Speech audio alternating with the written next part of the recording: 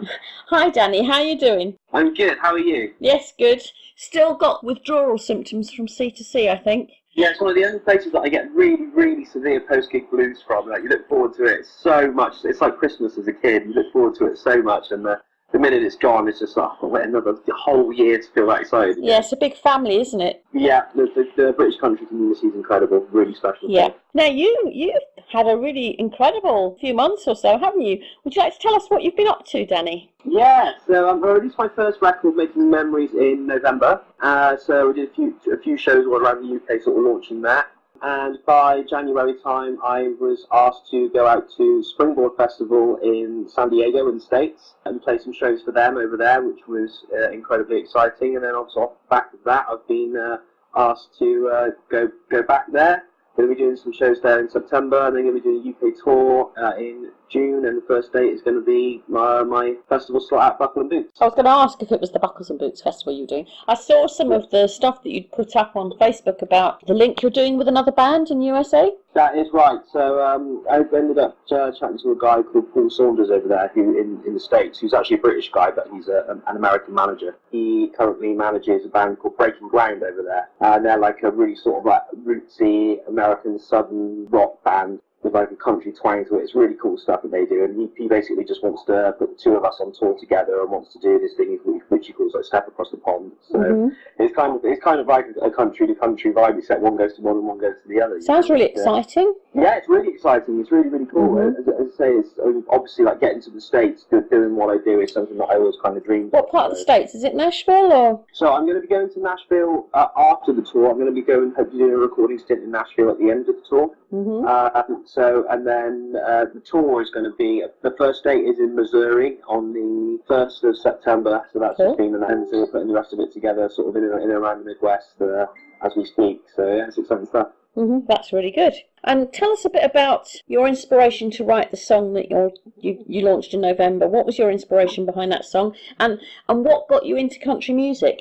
So there's a couple of different things. If we're going to sort of take the first question first, I think. I mean, in terms of getting into country music, I was shown all of about, I reckon, 5-6 years ago. My very best friend, who's the guitarist in my band, actually showed me a Brad Paisley song. He showed me Letter to Me. And I was just blown away by it. I was just like, that's so clever. Like, it's kind of like you're sat in a room having a conversation with him, almost. Sort of like the way that he writes his lyrics. It's so clever, but yet so simple. Like, he's not using sort of extravagant wording or rhyme schemes or anything like that. But it's just like you're having a really honest storytelling session with somebody, and that's what I absolutely loved about it. It was really real, really authentic, and so with that in mind, I kind of, at university at the time, basically our project was to write in a style we'd never written before. And mine was, obviously I was starting to listen to country music all the time. I was like, okay, let's just do something here. So again, this is like 4 or 5 years ago now. And I was basically sat around the table with my family, and they went, this is better than what you do. This is better than what you're doing already. I was doing like pop and rock at the time. I was touring with that, and they were like, this is better than what you do, so you need to do this. And I took a lot of persuading. I was country songs for other people, because I never quite had the guts to go and do it myself. Eventually, basically what happened was, last year I went to country the first time,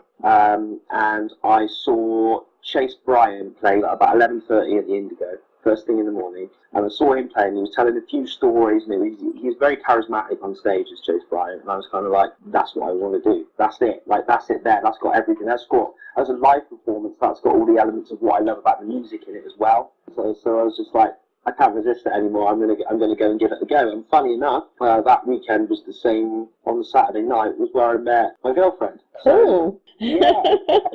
So basically, I just wrote the first single off the Making Memories, which is What It's Like. Was just about my whole experience there and meeting her and everything since. Last year, C2C was awesome with having Brad Paisley headline on the Friday night, and then we had Darius Rucker doing a version of Purple Rain. Did you hear that? That was a special performance. That brought the roof off, didn't it? And then the Zac Brown Band went and did We Will Rock You, which was absolutely awesome as well, wasn't it? That's what I love about live country shows. Like, all the big artists, they'll always pull out some really sort of like obscure cover that's just incredible, and they do it so perfectly. I mean, this is the thing though. I mean, in terms of like, musically speaking, pop and country are not a million miles apart. Like, there are so many songs that kind of will sort of, translate really, really well. Mm-hmm. And I knew the second when Darius Rucker started playing Purple Rain, I was like, this is going to be awesome. And it was, wasn't it? It really was. It's super, super special. Yeah. So glad he's coming back to the UK as well. So you got into country music then through university and listening to the different genres then? Or did you hear it when you were younger and like it, or? That was, as I said, it was about 5 years ago was the first time that I really started to listen to it. I'd heard bits of like Rascal Flatts and stuff, because obviously that kind of came over into the mainstream pop and people were covering it and that kind of stuff, and you go and have a look for the original and all that kind of stuff.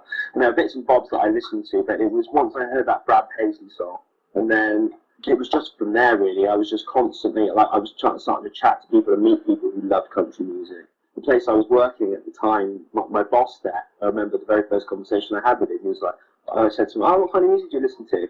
And he goes, you don't like what I listen to? And I was like, no, go on, try me. He's like, I listen to country music. I was like, no way! And he edited so much on it, showing me different stuff all the time, and when we were working together, we'd always have the country A-list on Spotify. My boss is actually coming to my gig on Sunday. I'm really shocked, and she's bringing one of my old clients with her. So yeah, I was like, oh, so isn't that cool? It's so cool. It's so cool, and that's the thing. It really is. The thing I love about it is that it's almost like creating its own little British country music scene. Is creating its very own sort of little subculture in a way, and sort of it's almost like a lifestyle and a way of living and being, and the way sort of people are so friendly and willing to help each other and integrate with one another. It's almost like a step back in time where people kind of move away from this whole only following a band on social media, which is very habit tends to happen in pop music. Yeah. That doesn't happen. People use country music as a genuine, as a social tool online, and then actually go meet each other and then go to shows. Like, the thing that really blew me away was when I went to I played the Hard Rock Cafe recently. It was an unsigned country band's night, and it was a Wednesday night in the middle of London. I thought, I'd be cool to get I never played London before. I was a country artist, so I'd be happy if there's sort of 30, 40 people turn up. The whole place was sold out. Really? One of the London radio stations has actually picked up on Red Rose Country, Mad Wasp Radio, and they're actually putting out our Red Rose Country section as well. So I think we're getting a wider audience as well than we used to get, I completely agree. A lot of that is, I think, is a combination of two things. I think country artists are starting to become braver with sort of the songwriting and the production in terms of crossing over into other genres and that kind of thing. I think that's really cool. I'm a big supporter of that. But I think people who don't listen to country necessarily are really starting to understand what it is in 2000. But don't you find the minute you say you like country music, people start saying, I like John Denver and Dolly Parton, and you think, no, that's not what country music's about. It's so much deeper than Dolly Parton, and I love Dolly Parton, a huge fan. But it's so much deeper than that, isn't there? Yeah, this is it. I think people often kind of go to they associate it as country and western, and then you've got, let's say modern day country music, and they're two pretty different things in terms of the way that they're pieced together and constructed. As you say, you've got, as you say, like Dolly Parton. I mean, I would say they love country. Dolly Parton doesn't sound anything like Brett Young. No. You know what I mean? What did you think of Margot Price? Because I think she is absolutely awesome. She's really, really cool. She's got some kind of elements of some more sort of old school things going on, but kind of from different areas. So she's not necessarily from old school country, but sort of She comes from a town with only 34 people in it. Yeah.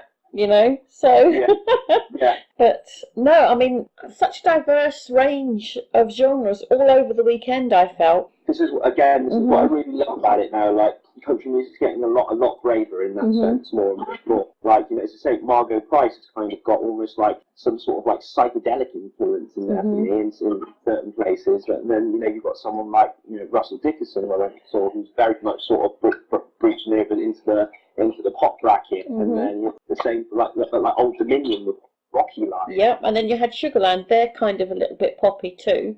Yeah, just such a diverse range, really. And obviously the night of Little Big Town was also Emmylou Harris, who's very old school, but at 70 years old, and she's still belting those songs out, isn't she? Absolutely, and I think it's great that is still celebrated as well. Like, you know, as I say, people who are really, you know, say essentially country music royalty does really, you know, I think I respect that. So, how can people, if they want to follow your music, how can people get hold of you, Danny? Yes, sure. So you can check my stuff out online. It's at Danny McMahon UK on Facebook, Twitter, Instagram. It's all there. And the website is dannymcmahon.uk. And is all your music available on iTunes? Yeah, so all on iTunes, Spotify, Amazon, Deezer, whatever floats your boat. It's all going to be there. I've also got physical copies for sale on Big Cartel as well. Danny, thank you so much for taking time out to talk to me today. No worries. Thank you for having me. It's been a pleasure.